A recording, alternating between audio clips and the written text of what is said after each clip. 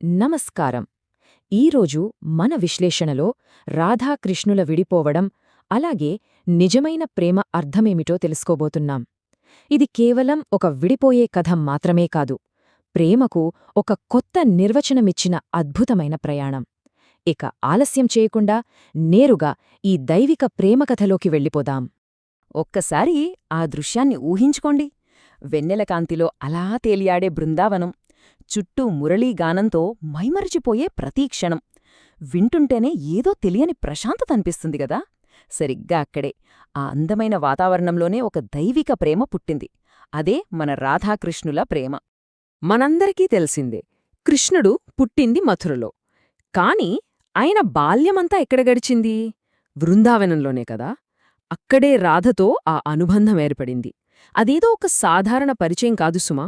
రోజులు గడిచే కొద్దీ అది మాటలకు అందని ఒక గొత్త ప్రేమగా మారిపోయింది. కాని కాలమెప్పుడూ ఒకేలా ఉండదు గదా. ఒక్కసారిగా పరిస్థితులు మారిపోయాయి. ఒకవైపు చూస్తేనేమో బృందావనంలో అంత ప్రశాంతమైన, ఆనందకరమైన ప్రేమ జీవితం, మరోవైపు మధురలో పరిస్థితి పూర్తిగా మారిపోయింది. కంసుడి అరాచకాలు తారాస్థాయికి చేరుకున్నాయి. ఇక ధర్మాన్ని కాపాడటానికి, లోకాన్ని రక్షించటానికి కృష్ణుడు మధురకు వెళ్లడం తప్పనిసరి అయిపోయింది. సరిగ్గా ఆ క్షణంలో వారి ప్రేమ ఒక అతిపెద్ద పరీక్షను ఎదుర్కోవాల్సొచ్చింది. అవును, కృష్ణుడు తన బాధ్యత కోసం రాధను బృందావనాన్ని వదిలి వెళ్లాల్సిన సమయం రానేవచ్చింది. ఆలోచిస్తేనే గుండె బరువెక్కుతుంది కదా. అంతటి గాఢమైన ప్రేమ ఈ కఠినమైన వియోగాన్ని ఎలా తట్టుకుంటుంది? వాస్తవానికి అప్పుడు రాధ గుండె నొప్పితో ముక్కలైపోయింది. అయినా సరే, ఆశ్చర్యమేమిటంటే ఆమె కృష్ణుణ్ణి ఒక్క మాట కూడా ఆపలేదు. ఎందుకంటే ఆమె ప్రేమలో ఎలాంటి స్వార్థం లేదు. అతను నాకే కాదు, ఈ ప్రపంచానికే చెందినవాడు అని ఆమెకు చాలా స్పష్టంగా తెలుసు. తన సొంత బాధ కంటే లోక కళ్యాణమే ముఖ్యమని భావించిన ఆమె నిస్వార్థత అద్భుతం కదూ. అయితే ఈ కథలో ఇంకొక కోణం కూడా ఉంది. అదే వారి విడిపోవడానికి కారణమైన ఒక శాపం, ఆ శ్రీధాముడి కోపం. దీని గురించి ఇప్పుడు తెలుసుకుందాం. అసలు ఏం జరిగిందంటే, ఒకప్పుడు కృష్ణుడి పరమభక్తుడైన శ్రీరాముడు రాధతో ఒక వాదనకు దిగాడు. ఆ వాదన కాస్త పెరిగిపోయి తీవ్రమైన కోపంతో రాధ అతని శపించింది. దానికి ఆ శ్రీరాముడు కూడా ఏమాత్రం తగ్గకుండా తిరిగి రాధను శపించాడు. ఆ ఒక్క క్షణం కోపం వారి జీవితాల్లో ఎంతటి మలుపు తీసుకురాబోతోందో అప్పట్లో ఎవ్వరూ ఊహించలేకపోయారు. శ్రీధాముడు కోపంతో ఇచ్చిన ఆ శాపం మాటలు ఇవే: నీ ప్రాణప్రియుడైన కృష్ణుడి నుండి నువ్వు 100 ఏళ్లు దూరంగా ఉండాలి అని.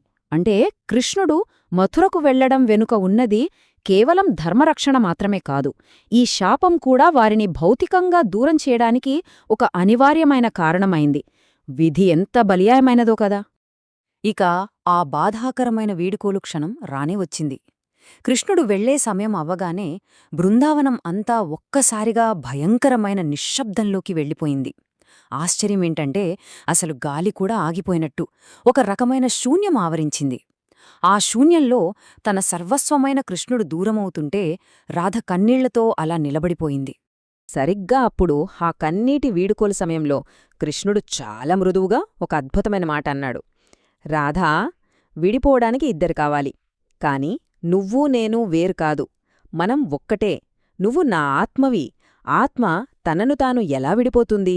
విన్నారుగా, అసలు ఎంత గొప్ప తాత్విక సత్యమిది. భౌతిక దూరం అనేది ఆత్మల బంధాన్ని ఎప్పటికీ విడదీయలేదని ఎంత స్పష్టంగా చెప్పాడో కదా. నిజంగా కృష్ణుడి ఆ ఒక్క మాట ఆనాటి వీడుకోలికే కాదు, ఈ సృష్టిలో ప్రేమ అనే పదానికే ఒక కొత్త అర్థాన్నిచ్చేసింది. అవును, ఇది కేవలం విడిపోయే కథ కాదు, స్వచ్ఛమైన ప్రేమకు భౌతిక ఉనికి అవసరమే లేదని చెప్పే ఒక గొప్ప పాఠమిది. దీన్ని బట్టి మనం అర్థం చేసుకోవాల్సింది ఏమిటంటే, కృష్ణుడు భౌతికంగా మధురకు వెళ్ళిపోయాడు, కాని రాధా నుండి ఆయన ఎప్పటికీ దూరం కాలేదు. అసలిది విడిపోవడమే కాదు, ఇది నిజమైన ప్రేమ. తనను తాను ఉద్ధరించుకున్న క్షణం. భౌతికంగా వారు విడిపోయినా ఆత్మపరంగా ఎప్పటికీ ఒక్కటిగానే ఉంటారు. ఇక ముగించే ముందు ఆలోచించాల్సిన ఒక చిన్న ప్రశ్న: కలిసి ఉండకపోయినా ఎప్పటికీ ఒక్కటిగా ఉండే ప్రేమే కదా నిజమైన ప్రేమ? నేటి కాలంలో మనం చూస్తున్న అనుబంధాలతో ఈ నిస్వార్థమైన ప్రేమను పోల్చి చూసుకుంటే అస్సలైన ప్రేమ అంటే ఏమిటో మనకే అర్థమవుతుంది. ఈ విశ్లేషణ ద్వారా రాధాకృష్ణుల ప్రేమలోని ఆ శాశ్వత బంధం గురించి మీకు స్పష్టంగా అర్థమైందని ఆశిస్తున్నాను. మళ్ళీ ఇంకొక ఆసక్తికరమైన అంశంతో కలుద్దాం.